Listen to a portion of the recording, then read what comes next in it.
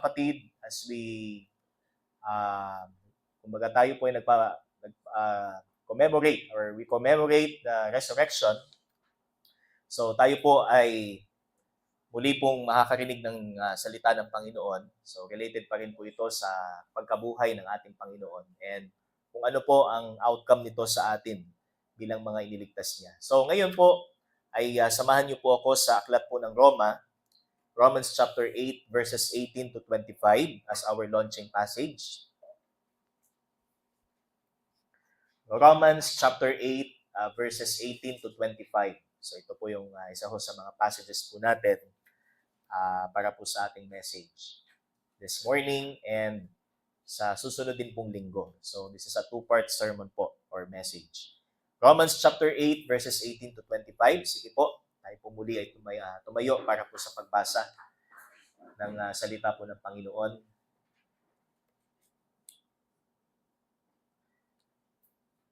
For I consider that the sufferings of this present time are not worth comparing with the glory that is to be revealed to us.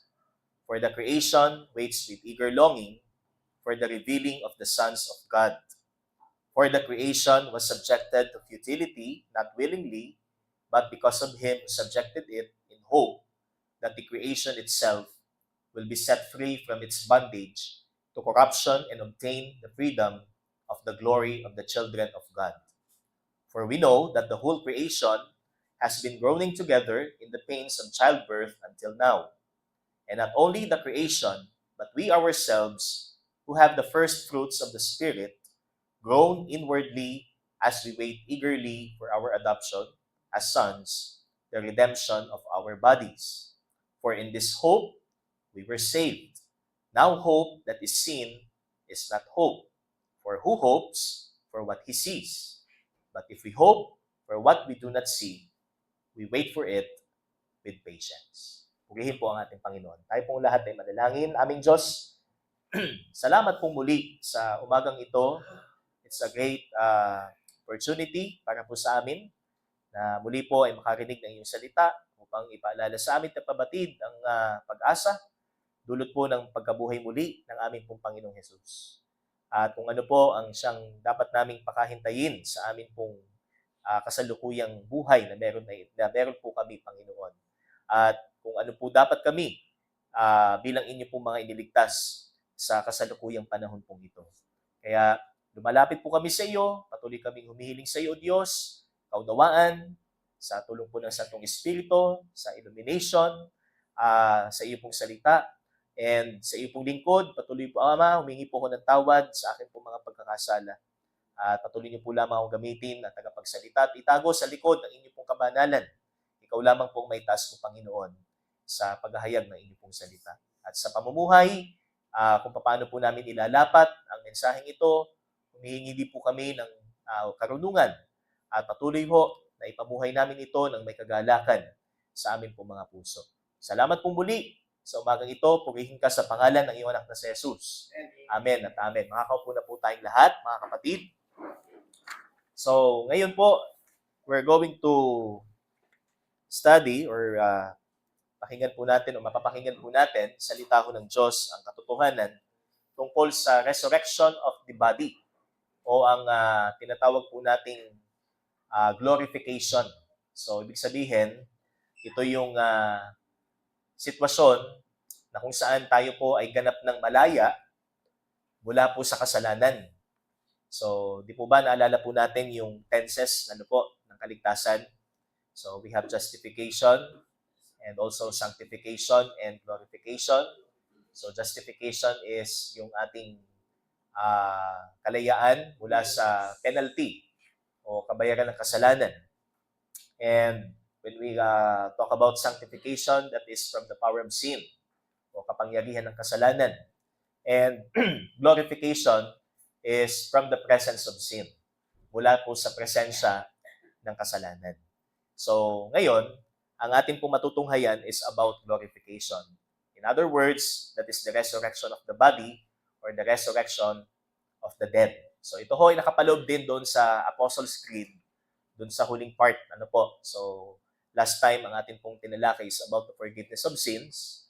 And Ang kasunod naman po is ito, resurrection of the body. At ang pangatlo po is life everlasting o yung buhay na walang hanggan. So ngayon, nataon po na ginugunita po natin ang resurrection ng ating Panginoon. So, atin pong matutunghayan ang tungkol sa pagkabuhay muli ng ating katawan. Sapagkat ang katawan po na taglay natin ngayon is not meant para po sa walang hanggang buhay. So ito ho ay babalik pa rin sa kung saan ito nagmula. So ito po yung katotohanan patungkol dyan. So hindi po itong katawang ito ang siyang katawan pa rin po natin pagdating sa langit. Kundi ito ho ay babalik sa alabok. Tayo po ay bibigyan ng panibagong katawan sa panahon po ng pagbabalik po ng ating Panginoon. So, yan po yung maraming times na po nating napakinggan.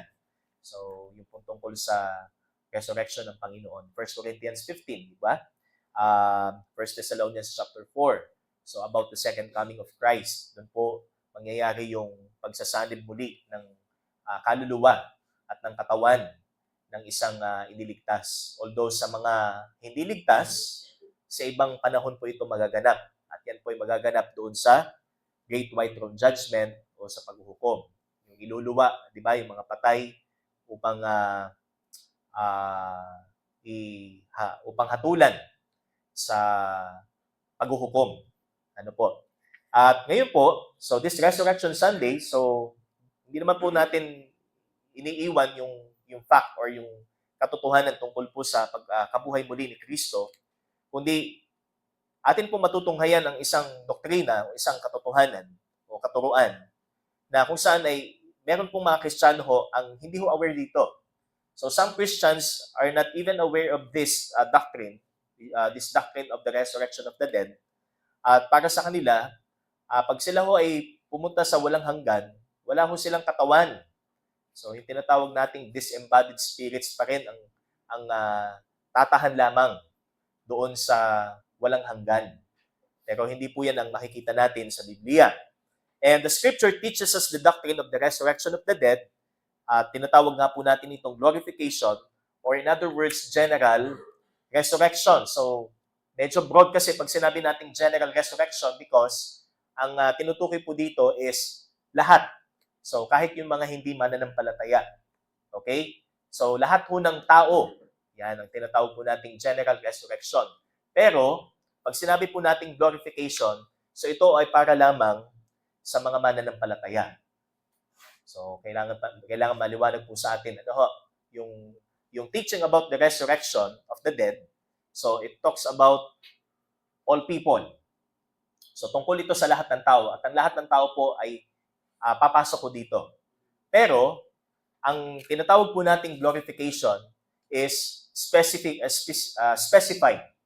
Yan, para po sa mga mananampalataya. Ano po?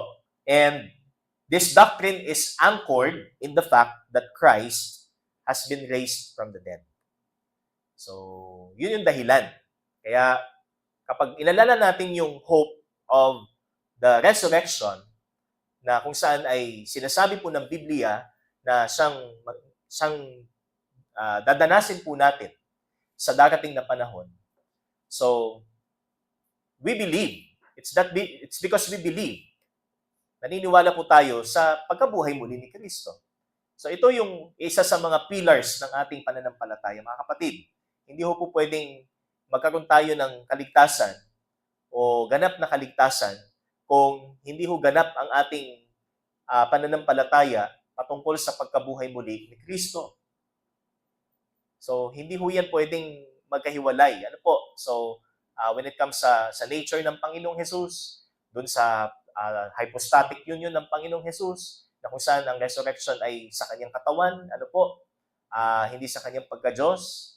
And kung ano po yung outcome nito para sa atin, so ito ay nagdadala ho sa atin ng pag-asa, na kung saan ay sa darating na panahon, hindi lang ho ang ating kaluluwa ang tatahan po sa langit, kundi maging katawan ho natin, na kung saan ay babaguhin ho ng Panginoon, ay ipinangako ring tatahan kasama ng ating kaluluwa.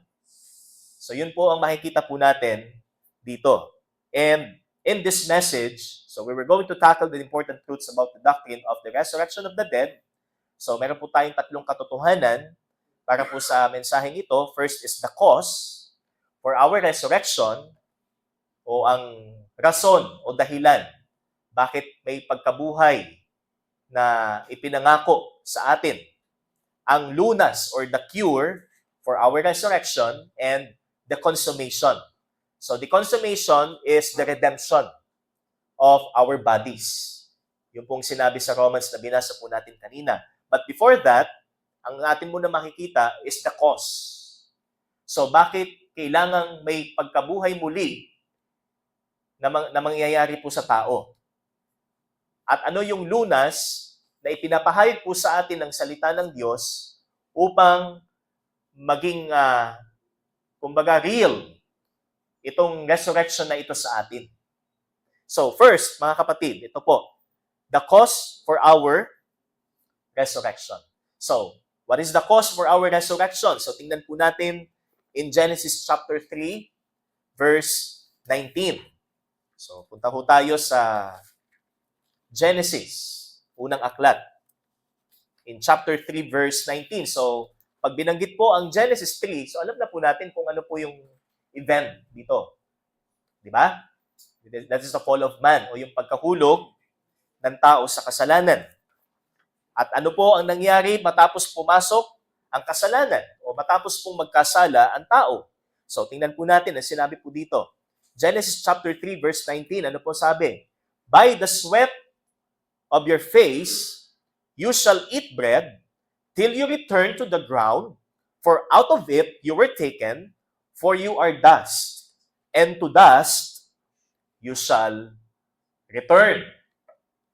So, ito ho yung curse ng Diyos kay Adan. Tama? So, sinumpa ho ng Diyos si Adan, si Eva, at ang ahas. So, yun po yung context. Kasi, sumunod sila o natukso sila sa ahas. Nakainin yung bawal na ipinagbubunga ng Diyos na kainin. At, nung sila ho ay nahulog sa pagkakasala, so in-interrogate sila ng Diyos, okay? At napatunayang sila ho ay guilty sa kanilang kasalanan. At dahil po rito, so sila po ay sinumpa. So hindi na po natin banggitin kung ano yung curse doon kay Eve at kay serpent. Alam na po natin. Pero dito po kay Adan, ano pong curse ng Panginoon? Ano pong sabi? By the sweat of your face, you shall eat bread. So bago ka makakain, pagtatrabahuin mo muna. Kailangan ikaw ay magtitil ng lupa, ng ground. Ano ho?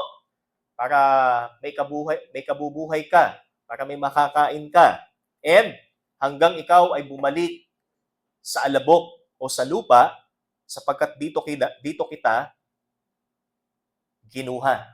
At sapagkat ikaw ay alabok, at sa alabok ikaw ay babalik. So that is the curse of physical death. So God cursed the man to die physically. So, matapos ho mangyari yung tinatawag nating separation ng tao sa Diyos because of sin, nagkasala ang tao sa Panginoon. So, and then nagkaroon ng separation, ito yung tinatawag po nating spiritual death. So, nagkaroon pa ng isang consequence doon sa kaniyang ginawa, doon sa kaniyang pagsuway sa Panginoon. And that is physical death. So, siya'y mamamatay at babalik sa alabok. So, God cursed the man to die physically after he sinned. So, hindi naman po agad sinumpa ng Diyos ang tao nang walang dahilan. May nangyari sa tao, bagay na dapat siyang pakasumpain. At ito nga ay ang kanyang pagsuway sa Diyos. Ang kanyang paglabag sa utos ng Panginoon. Kaya, nasabi dito, sinusumpa siya na siya ay maghihirap hanggang kamatayan. Okay? So, that is the cause Okay? The cause is the curse of physical death. So after spiritual death, God cursed Adam and Eve that they would be mortal.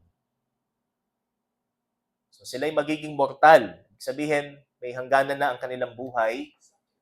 Yan. Physically. Pero before, so wala po yung kasalanan, di ba? Pero nung pumasok po ang kasalanan, so ito yung naging consequence. So they would be mortal and they would eventually die and return to dust. So sila ho ay babalik sa alabok. Naalala ko po, yung po mga in-exhume na nakakatawan ng tao. So pagka binuksan ho yung kabaong, pag binuksan ho yung, of course, buto na siya, no ho. Pero pansin nyo, pagka binuksan ho yung kabaong and then nandun yung kalansay, may mga lupa-lupa ho siya. Yan. So hindi man po yung lupa actually. Or hindi naman po yung, kumbaga, nandun talaga nung inilibing yon. Kundi talagang yun yung na-decompose na bahagi ng tao. Na kung saan, talagang galing ho sa lupa. Galing ho talaga sa alabok. So, ibig sabihin, talagang totoo ho na tayo ho ay ginawa ng Diyos mula sa alabok at pagdakay, babalik. Babalik po tayo sa alabok. Dahil po sa ating kasalanan. At ito ang sumpa ng Panginoon. Okay? So, He cursed the man to die physically, and since we are natural descendants of Adam and Eve, we bear the same curse. So, ito rin po ang mangyayari sa atin. Sapagkat tayo ho ay descendants ng ating ninuno na sina Adan at Eva. So we bear the same curse since we are Adam and Eve's natural descendants. Kaya po ang sabi sa Romans 5:12, sin entered the world through one man and death through sin, and death, in this way, came to all men. So sa ibang translation, spread to all men because all sinned. So nakita po natin that it applies sa lahat ng tao. Kaya walang pinipiling edad, walang pinipiling kasarian, walang pinipiling tao. Ano po? Ang kamatayan. Lahat po tayo ay mamamatay. Sabi po dito. So it entered the world. Sin entered the world through one man. So the reason why ang kamatayan po ay pumasok at lumaganap sa lahat ng tao, sapagkat ito ay sa pamamagitan ng tao. Pumasok ang kasalanan. At ang kamatayan sa pamamagitan ng kasalanan. Di ba? And in this way, death came to all men. So lahat ay mamamatay. So, nakakabigla rin sa isang banda.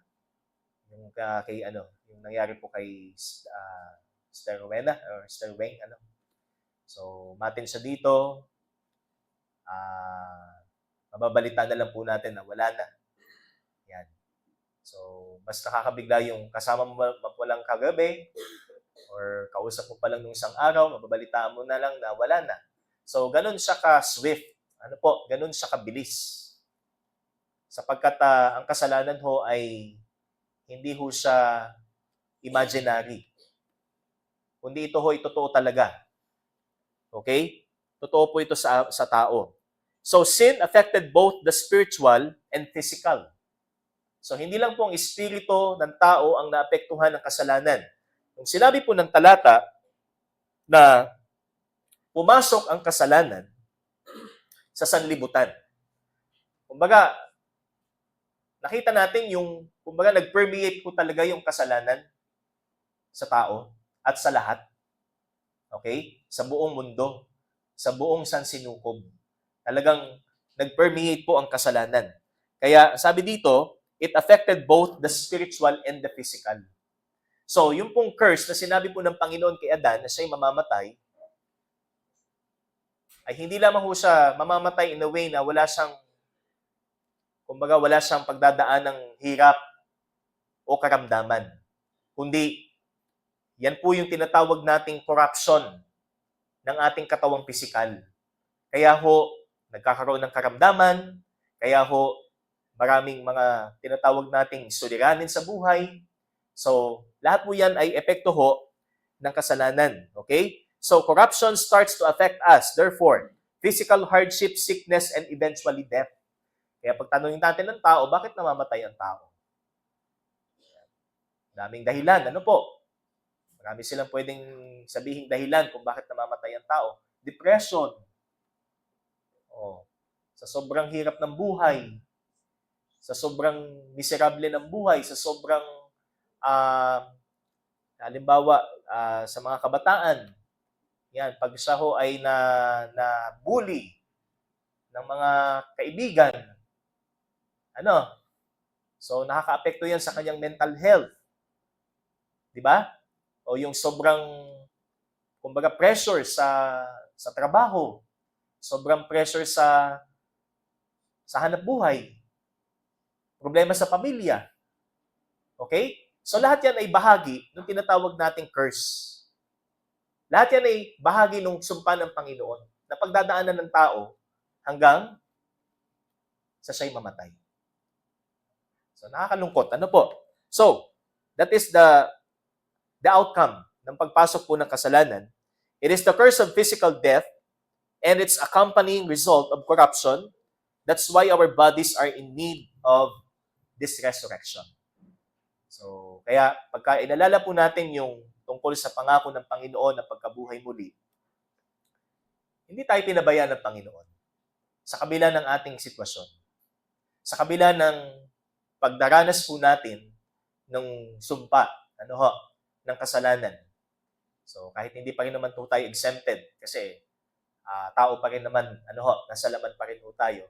Pero kapag inalala ho natin yung pangako ng Panginoon na bibigyan po tayo ng katawan na nakalaan para sa walang hanggan, katawang nakalaan para sa langit, wala ng pagluha, wala ng kalungkutan, wala ng kasalanan.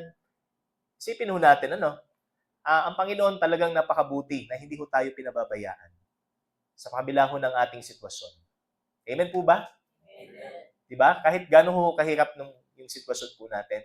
Kahit halimbawa, walang pinagkaiba yung pinagdadaanan natin sa pinagdadaanan din ng ibang mga tao.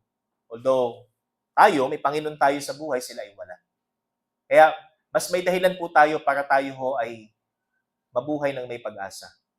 At magpatuloy ho tayo sa pag-asa na meron po tayo. Okay? So, sabi dyan, that is why our bodies are in need of this resurrection because tayo ho'y sinumpa ng Panginoon na tayo babalik muli sa alabok bunga ng ating pagkakasala. At hindi ho tayo nagtatapos o hindi ho nagtatapos ang salita ng Panginoon sa sumpa sapagkat binigyan po tayo ng lunas para rito. At ito ho ang mabuting balita. And yan po ang ating second point, the cure for our resurrection. So upang maging ganap or upang maging posible sa atin yung tinatawag nating resurrection, which is glorification. So, ano pong kailangan natin? Ang mabuting balita. Okay? The cure para sa ating pagkabuhay muli ay ang mabuting balita. So, by the way, ang gospel po, so pagka tingnan po natin yung gospel, so generally, ang naisip po natin is ang kaligtasan o ang mensahe ng kaligtasan.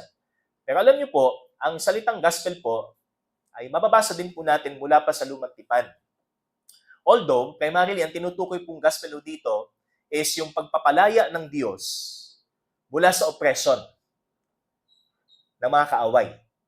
Okay? Yun yung primary, kumbaga, meaning po ng salitang good news sa Old Testament. But here, kumbaga, in a narrow sense, o kung make it narrow po, ang tinatawag po nating good news speaks of God kung paano niya i-reverse yung curse ng kamatayang pisikal sa atin. Okay? Hindi lang po ito just only deliverance from oppression, para matawag po itong good news o gospel. Kundi yung gospel is kung ano po yung ginawang way ng Diyos para i-reverse yung curse. So, siya yung nagsumpa sa tao, siya din yung gumawa to reverse that curse sa tao. Okay? Kaya, ito yung tinatawag po nating message, ano po, or the gospel. So, sa ibang mga churches po, in some modern churches, yung tinatawag po nating doctrine of the resurrection of the dead is almost completely unknown. Nakakalungkot po ito. May mga iglesia po, may mga Kristiyano po, na pagtanungin sila, ano yung thoughts mo about the resurrection? Kasi ang alam lang nila is only the resurrection of Jesus. But how about the resurrection of the dead? Okay? So wala silang idea. Nakakalungkot po yan. And as a result, some Christians believe that they will spend eternity in heaven as disembodied spirits. So, yun yung naging outcome. Sapagkat hindi nila alam yung tungkol sa resurrection of the dead, kaya paniniwala nila pag sila pumunta sa langit, espiritu lang at walang katawan. Pero hindi po ito ang mangyayari. Dahil sinasabi po ng Biblia, both, physical and non-physical. Okay?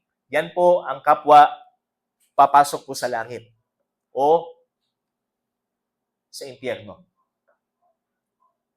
Okay? So, both soul and body. Diba, naalala niyo po sa Matthew 10:28, ang katakutan natin ay ang Diyos na pumupuksa ng iyong katawan at ng kaluluwa sa impyerno. So, hindi ho meant na espiritu lang ho ang pupunta sa impyerno, kundi katawan at kaluluwa. And the same sa langit. Okay? Katawan at kaluluwa rin. So, the scripture teaches us clearly that the good news is not only for the souls but also for the bodies. Sa pagbabalik ng ating Panginoon. Ano po? Kaya, this is an important thing na mga kapatid na dapat nating maintindihan na ito ho ay bahagi ng ating gospel. So, the fact that one day, tayo ho'y bubuhayin muli sa isang katawan at pagkakaluban po tayo ng katawan na hindi nasisira. So, hindi na itong katawang ito, sapagkat ito'y babalik sa alabok, kundi bibigyan po tayo ng Panginoon ng katawang hindi nasisira o katawang hindi nabubulok. So, tingnan po natin itong cure na ito, and as our subpoint, in the Old Testament, the resurrection of the dead was a part of the gospel. Alam niyo po yung katotohanan tungkol dito ay nasa lumang tipan pa lamang ay atin na po itong makikita. Tinuturo na po sa atin ng Biblia na may pagkabuhay muli para sa lahat ng tao. Ito ho ay pag-asa sa mga Hudyo, pag-asa ring ibinigay ng Panginoon para sa ating mga Kristiyano. Na ito ho ay mangyayari sa darating na panahon.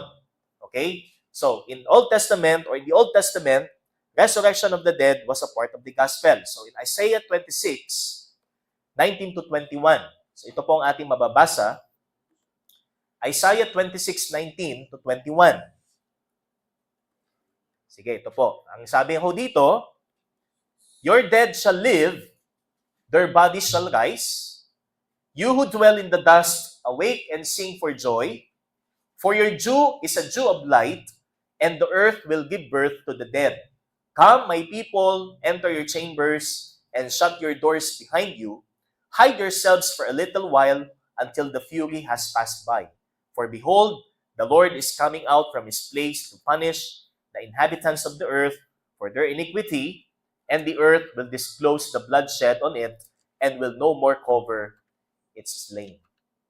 So nakita ho natin that may tinatawag po nating resurrection po para po sa katawan na mangyayari sa tao. Ano po? Sinabi pa lamang po sa aklat ng Isaias. And in Daniel chapter 12, verse 1 and 2. So ito din pong ating mababasa sa aklat po ng Daniel. Okay, Daniel 12:1 and 2. At that time, shall arise Michael, the great prince who has charge of your people, and there shall be a time of trouble, such as never has been since there was a nation till that time. But at that time, your people shall be delivered, everyone whose name shall be found written in the book. And many of those who sleep in the dust of the earth shall awake. Okay, sabi dito, sleep in the dust of the earth shall awake. Some to everlasting life, and some to shame and everlasting contempt. So ito ho ay physical, mga kapatid. Ano ho, tungkol po ito sa katawan, hindi ho sa ating espiritu. Kasi, ang espiritu natin ay, ito ho ay tungkol sa mga mananampalataya, so ito ho ay tungkol, kumbaga, tayo ho ay binuhay na sa ating espiritu. Ano po? Kaya ito ho ay tungkol sa katawan. Kasi ang sabi po dito, those who sleep in the dust of the earth. So, nahimlay sa alabok, ano ho, ay bubuhayin muli. At yan po ay sa lumang tipan. Kaya hindi po ito isang bagong katuruan. Kundi ito ho ay katuruan mula pa noon pa na itinuturo po sa atin. Okay? So, this is a very important kumbaga thing na dapat po nating panghawakan, mga kapatid. Kasi yan po ay kapwa, sabi nga, Old and New Testament, makikita ho natin na ito ay tinuturo po sa atin. And also in the New Testament, the resurrection of the dead is still a part of the gospel. So, tinuturo din ho ng bagong tipan ang katotohanan patungkol sa pagkabuhay muli. So, tingnan po natin in Luke chapter 20. So, ito ho sa Luke chapter 20, ito ho yung encounter ho ng Panginoong Jesus sa mga Saduceo. At kung maalala po natin, ang mga Saduceo po ay hindi naniniwala sa pagkabuhay. Yan, ang mga patay, the resurrection of the dead. So, yun ang kaibahan nila sa Pariseo. Ang Pariseo naniniwala. Ang mga Saduceo hindi. Kaya, nagtanong sila sa Panginoon. So, sabi po dito, in Luke 20:27, there came to him some Sadducees, those who deny that there is a resurrection, and they asked him a question saying, Teacher, Moses wrote for us that if a man's brother dies, having a wife but no children, the man must take the widow and raise up offspring for his brother. Now there were 7 brothers. The first took a wife and died without children, and the second and the third took her, and likewise all 7 left no children and died. Afterward, the woman also died in the resurrection. Therefore, whose wife will the woman be? For the 7 had her as wife. So, yun yung question nila sa Panginoon. Sinong asawa nitong babaeng ito pag dumating na yung pagkabuhay muli? Kasi yung lahat ng 7 magkakapatid, kanyang naging asawa. Okay? And Jesus said to them, the sons of this age marry and are given in marriage. But those who are considered worthy to attain to that age and to the resurrection from the dead, neither marry nor are given in marriage. For they cannot die anymore because they are equal to angels and are sons of God, being sons of the resurrection. But that the dead are raised, even Moses showed in the passage about the bush, where he calls the Lord the God of Abraham, and the God of Isaac, and the God of Jacob. Now, he is not God of the dead, but of the living, for all live to him. Okay? So ano pong sinagot ng Panginoon? Wala na. Wala nang kung sino yung asawa. Hindi na issue yun kung sino yung kung may asawa sa o wala doon. Because sila'y magiging, sabi ng Panginoon, sila'y magiging katulad ng mga anghel or equal to angels. Hindi mo magiging mga anghel, kundi equal. Sabi ng Panginoon, equal to angels and are sons of God. So, sinaito niya yung Exodus chapter 3, na kung saan sinabi ng Panginoon kay Moses, ako ang Diyos ni Abraham, ni Isaac, ni Jacob. Na kung saan, tinutukoy ng Panginoon dito, although sila'y physically patay, spiritually sila'y buhay. They're alive spiritually. Okay? At darating din yung panahon, yung tinatawag po nating glorification. Wala pa yung katawan, actually, ano po, sa mga Old Testament saints. So, hindi pa ho nangyayari yung, kumbaga, yung katawan, kahit sa mga Old Testament saints, wala pa. Pangako rin ho ng Panginoon ito sa kanila. Ano ho? Kay Abraham, kay Isaac, at kay Jacob. Kaya, nakikita ho natin yung element, ano ho, na kung saan ay talagang may pag-asa ho ang ating buhay na ito. Yamang si Kristo ho ay nabuhay muli, ipinangako ho sa atin na tayo mabubuhay rin muli sa katawang hindi nasisira. Amen po ba? Amen. Ano po? And sa Acts chapter 24, ano po, makikita po natin, ito ho ay statement ho ni Apostle Paul. In Acts chapter 24, 14 and 15, ano po sabi dito? But this I confess to you, that according to the way which they call a sect, I worship the God of our fathers, believing everything laid down by the law and written in the prophets, having a hope in God, which these men themselves accept, that there will be a resurrection of both the just and the unjust. So yung pong way ho dyan is Christian. Ano ho? Kasi ang Christian ho nung time ng mga apostol ay tinuturing siyang isang sect o sekta. Yan. So yun po yung sinasabi ho dito ni Apostle po na the way. Okay? Na kung saan bahagi ng kanilang paniniwala o ng kanilang katotohanan na mayroong pagkabuhay muli both the unjust and just. O sa mga matuwid at sa mga hindi matuwid. Ano po? And sa Hebrews chapter 6, ito rin po makikita ho natin. So, significant, ano po, ito pong katotohanan ito. Okay? Hebrews 6:1, therefore let us leave the elementary doctrine of Christ and go on to maturity, not laying a foundation, again, of repentance from dead works and of faith toward God, and of instruction about washings, the laying on of hands, the resurrection of the dead, and eternal judgment. So the resurrection of the dead is also mentioned as one of the basic doctrines ng ating pananampalataya. Kaya hindi po pwedeng hopeless ang isang Kristiyanong wala siyang idea about this. Ano ho? Kasi itinuturo po sa atin ang Biblia na meron pong pagkabuhay muli in both Old and New Testament. Okay? And here and there, the gospel message tells us of this hope. Okay? That there will be a resurrection of the dead. And our resurrection is overwhelmingly connected with the resurrection of Jesus. So ito ho ay konektado ho sa pagkabuhay muli ng Panginoon. Hindi ho ito basta lang lumabas. Ano ho? Kundi ito ho ay konektado po sa pagkabuhay muli ng Panginoon.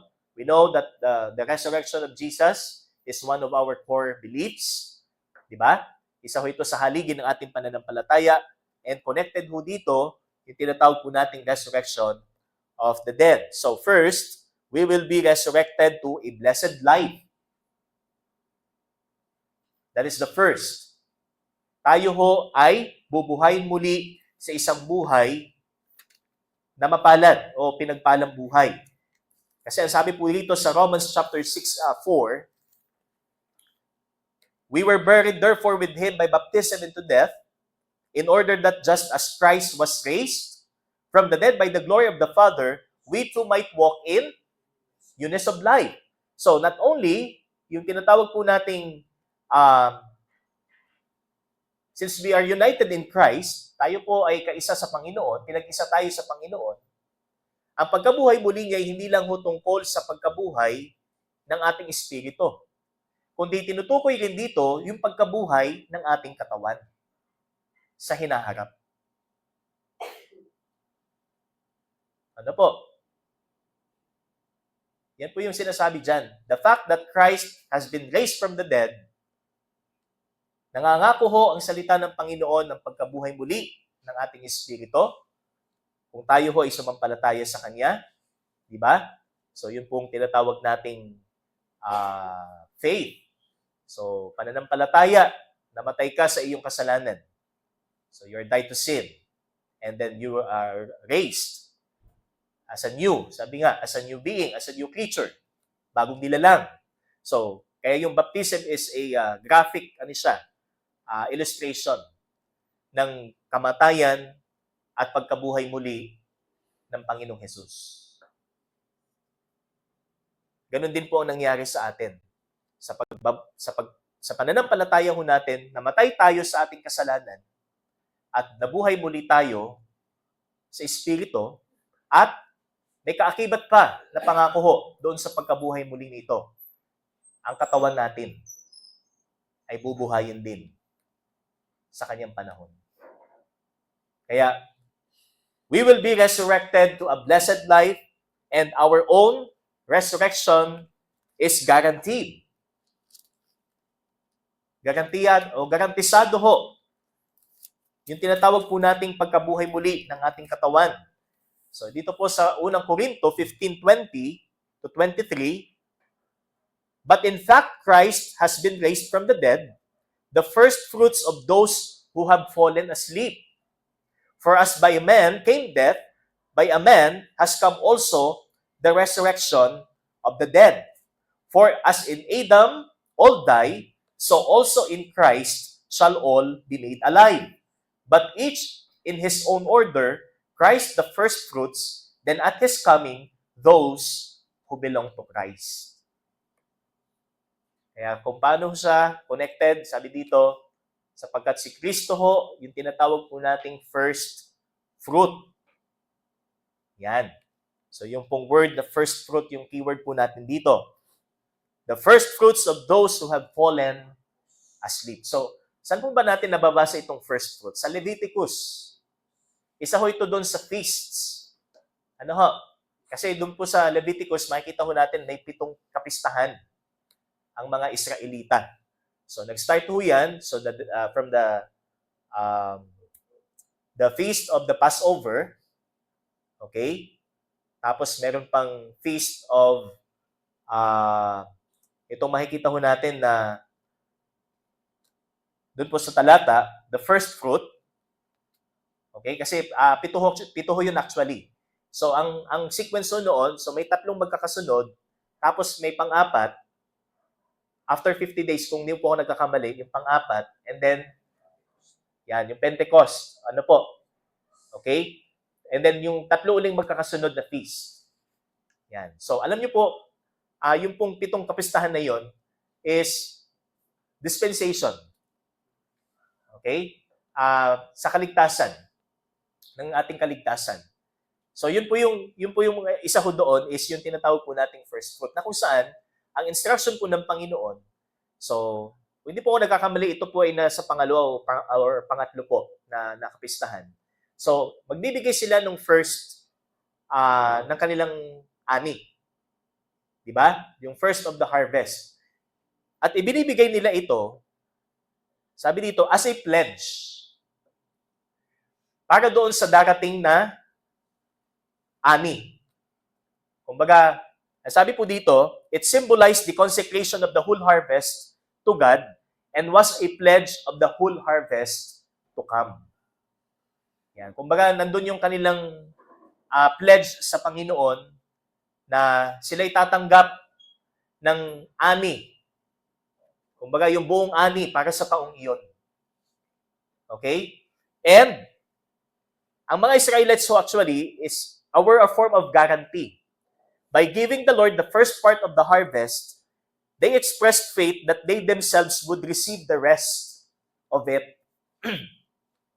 So, yung pong pagbibigay nila ng first fruits is pagpapakita ng kanilang faith na sila'y tatanggap ng higit pa o yung remaining doon sa harvest. Ano po, na ibibigay po sa kanila ng Panginoon. Kaya, kapag sinabi po nating first fruit is Kumbaga, ipinapangako ho natin sa Diyos o ipinapangako po ng Diyos sa atin na kung ano yung nangyari kay Kristo, mangyayari din sa atin. By giving us Jesus' resurrection, God demonstrated His full intention to resurrect us in the same way. Kaya sabi dito, the first fruits of those who are asleep. So yung mga namatay na, tayo po hindi pa, ano po? Pero darating din ng panahon, ano ho? Na tayo mamamatay din. Or hindi natin alam, bumalik na ang Panginoon, kung tayo buhay pa, babaguhin tayo. Papalitan ho ang ating katawan ng katawang hindi nabubulok. O yung katawang ipinangako po ng Panginoon. But the first fruit is ang ating Panginoon. Na siya'y nabuhay muli. Kaya may pagkabuhay muli rin sa atin. Amen po ba? Amen. Kaya hindi po maaaring wala sa ating paniniwala itong tinatawag po nating pagkabuhay muli.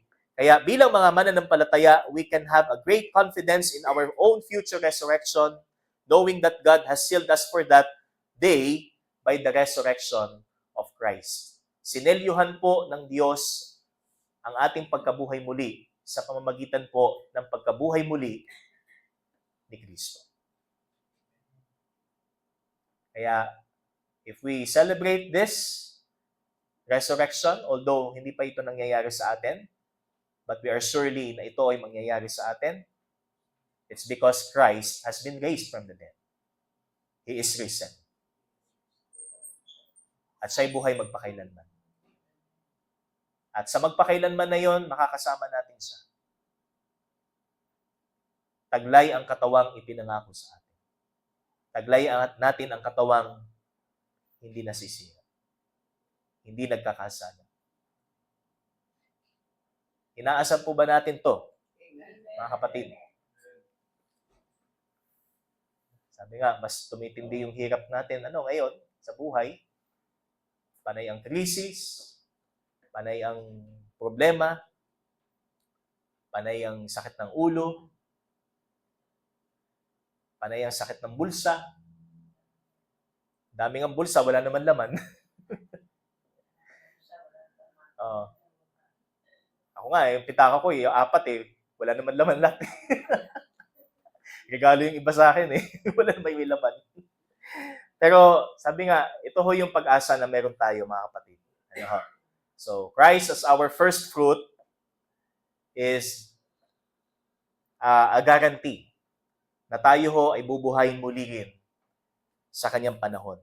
The day of the Lord, pakatandaan po natin, ito yung mangyayari ho sa panahon niya, sa second coming ng ating pong Panginoon. Okay? So, that's the first and the second point. So, we have the cause and the cure.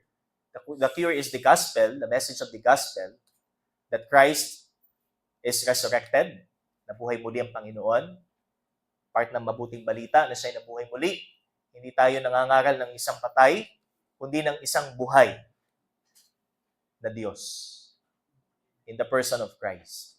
And sa susunod po na linggo, sa ating 3 punto ho, is the consummation of our resurrection. So, yun po itong sinabi sa Romans chapter 8, the redemption of our bodies. So, ito po ang ating susunod na katotohanang pag-aaralan po sa susunod po na linggo. So again, let us celebrate the resurrection of our Lord by looking into this truth that we will be resurrected on the day of the Lord. Tayo po'y bubuhayin muli. Kung sabi nga, kamatayan, o sa libingan, o sa ulam, tatamuhin po natin ang pangakong ito ng Panginoon. Isang katawan na inilaan niya para sa kanyang tahanan. Tayo po'y manalangin.